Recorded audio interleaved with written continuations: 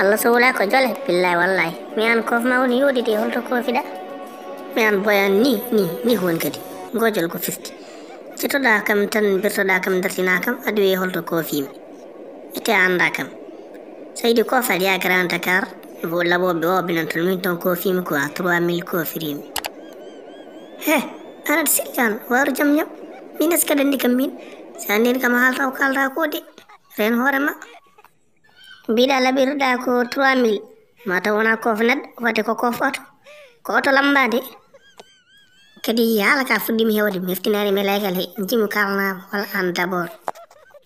pourtant min hay somi halnaɗum indam aɗa foti andudemi mi woni tonton Sami gonɗo e TikTok o quoi ko an wonɗo onon tiktokeruji ɗi mboɗo yiilo on très bien quoi yande hawre tellade mi nangi hen goto min kay alan kay dar wotata e batte albineni wiya aɗa jogui hedde 100 000 d'abonné ko kamɓe hayso ko 50 000 moppama jaaha mi ɓeyde kodnam he kam mi wallitoro feram de boni min de yo Allah dandam e o jamma joni ar mbaɗini tara mi holluma ɗon feere wotere ay min joguimi ko 700 000 abonné hewani ay debbo goto nanɗa huuɗi ene wiye Tifa Guissé ɗum jogi plus de 800 000 d'abonné mi haalama air mo rewata ɗo so rewi ɗo naggam ko boni boni fo kam keɓa makko hayso ko 500 000 abonné